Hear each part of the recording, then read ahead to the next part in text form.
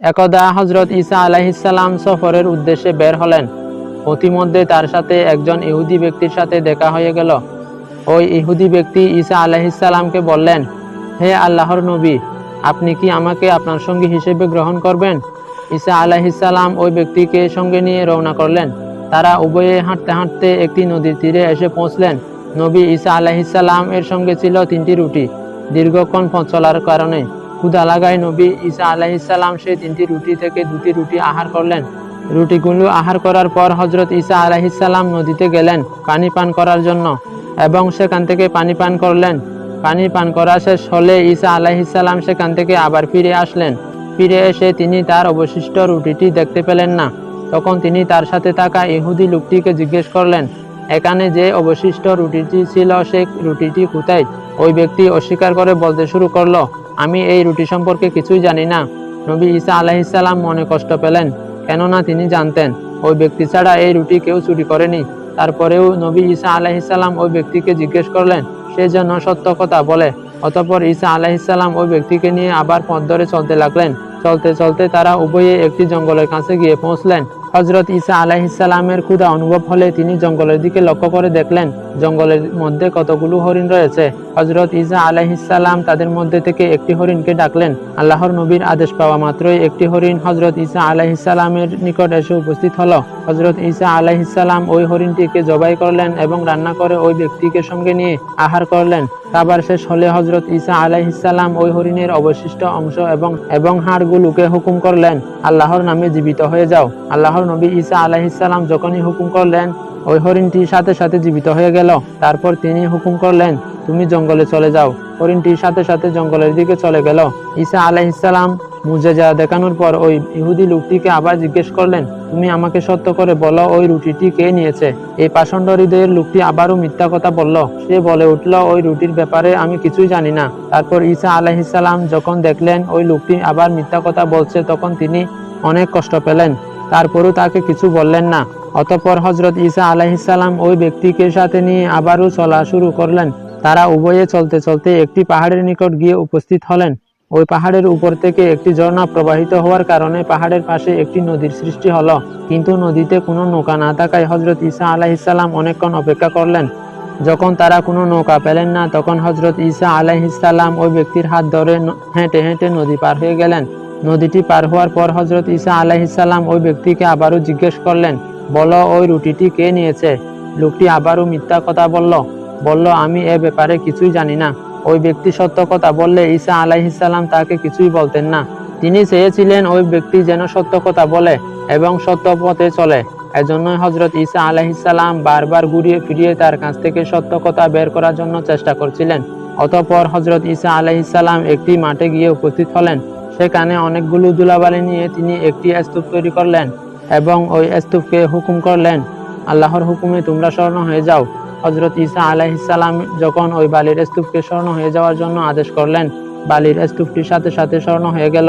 অতঃপর ঈসা আলাইহিস সালাম ওই ব্যক্তিকে পরীক্ষা করার জন্য আবারও জিজ্ঞেস করলেন, তুমি আমাকে বলো ওই রুটিটি কে নিয়েছে? ব্যক্তিটি আবারও অস্বীকার করল এবং বলল, আমি জানি না। তারপরে ঈসা আলাইহিস সালাম বললেন, আমি এই স্বর্ণগুলোকে সমান 3টি ভাগে ভাগ করব। তার মধ্যে থেকে একটি ভাগ আমি নেব, একটি ভাগ তোমাকে দেব এবং অপর ভাগ ওই ব্যক্তিকে দেব যে রুটিটি চুরি করেছে। হযরত ঈসা আলাইহিস সালাম যখনই বললেন স্বর্ণের একটি ভাগ ওই ব্যক্তিকে দেওয়া হবে যে রুটিটি চুরি করেছে।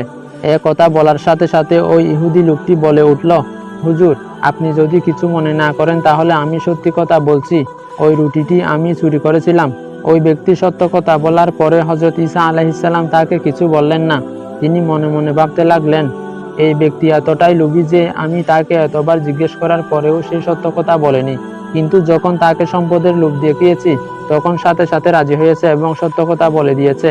অতঃপর হযরত ঈসা আলাইহিস সালাম বললেন, আমি এখান থেকে বিন্দুমাত্র স্বর্ণ নেব না, আমি সব স্বর্ণ তোমাকে দিয়ে দিলাম। হযরত ঈসা আলাইহিস সালাম তাকে স্বর্ণ দেওয়ার ফলে ওই ব্যক্তি খুবই খুশি হয়ে গেল। অতঃপর ঈসা আলাইহিস সালাম ওই ব্যক্তিকে বললেন, চলো তুমি আমার সাথে। কিন্তু ওই ব্যক্তি স্বর্ণ পাওয়ার পর হযরত ঈসা আলাইহিস সালামের সঙ্গে যেতে রাজি হলো না। ঈসা আলাইহিস সালাম তার দুনিয়ার প্রতি লোভ দেখে আশ্চর্য হলেন। যখন লোকটি যেতে চাইল না তখন ঈসা আলাইহিস সালাম একাই পথ ধরে চলতে আরম্ভ করলেন। আর ওই লোভী ব্যক্তিটি সম্পদ নিয়ে ওই জায়গায় অবস্থান করতে লাগলো। কিছুক্ষণ পর ওই পথ দিয়ে দুইজন ব্যক্তি যেতে লাগলো। যাওয়ার পথে তারা ওই ব্যক্তিকে স্বর্ণ নিয়ে দাঁড়িয়ে থাকতে দেখলো। ওই দুজন ব্যক্তি এই ব্যক্তির কাছে এসে বলল, এই সম্পদগুলো আমাদেরকে দিয়ে দাও, না হয় আমরা তোমাকে প্রাণে মেরে ফেলবো।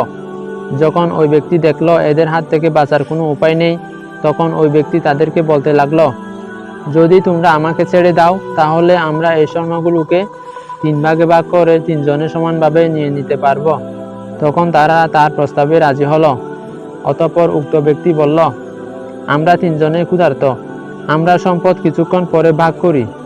এর পূর্বে আমাদের মধ্যে থেকে একজন বাজারে গিয়ে আমাদের জন্য খাবার কিনে এনে আহার করি। তখন উক্ত 2 ব্যক্তির মধ্যে থেকে একজন বাজারে রওনা দিলেন। খাবার আনার জন্য বাজারে গিয়ে সেই ব্যক্তিটি খাবার কিনতে কিনতে তার মনের মধ্যে একটি কুবুদ্ধি আঁটলো। সে মনে মনে ভাবতে লাগলো, খাবারের মধ্যে বিষ মিশিয়ে দেব এবং সেই খাবার তাদেরকে খাইয়ে হত্যা করব এবং আমি সমস্ত সম্পদ একাই নিয়ে নেব। যেই ভাবা সেই কাজ। সে খাবারের মধ্যে বিষ মিশিয়ে দিল এবং তাদের উদ্দেশ্যে রওনা করলো। অপরদিকে ওই 2 ব্যক্তিও পরিকল্পনা করতে লাগলো যে আমরা যদি তাকে কোনোভাবে মারতে পারি তাহলে এই সম্পদগুলো আমাদের হয়ে যাবে। আমরা সমান ভাগে ভাগ করে এই সম্পদগুলো দুজন মিলে নিতে পারবো। ওই ব্যক্তি যখন খাবার নিয়ে তাদের সামনে আসলো, তারা দুজন মিলে তাকে প্রাণে মেরে ফেললো। তাকে হত্যা করার পর এরা দুজন অনেক আনন্দিত হলো এবং চিন্তা করতে লাগলো, এই সম্পদগুলো আমাদের দুজনের হয়ে গিয়েছে।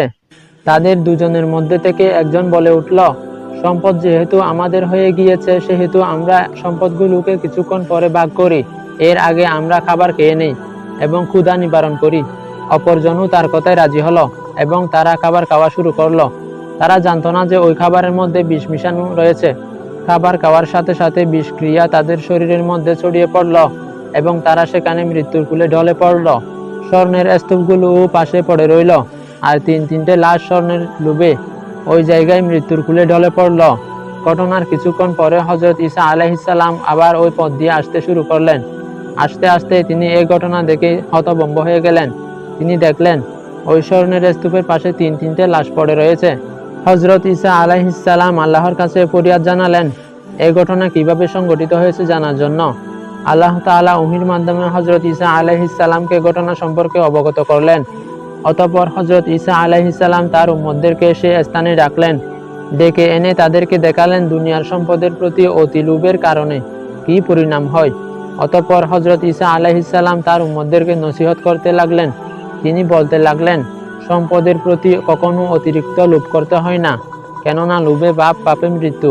কেউ যদি অতিরিক্ত লোভ করে তার ধ্বংস অনিবার্য। আর কখনো অন্যায়ভাবে কারো বিরুদ্ধে পরিকল্পনা করতে হয় না, কেননা যে ষড়যন্ত্র করে আল্লাহ রাব্বুল আলামিন তাকে ওই ষড়যন্ত্রের মধ্যে দাফন করে দেন, যার বাস্তব উদাহরণ হচ্ছে এই 3 ব্যক্তি। অতঃপর ঈসা আলাইহিস সালামের নসিহত থেকে তারা শিক্ষা গ্রহণ করলো এবং নিজেদের অবস্থানে ফিরে গেল।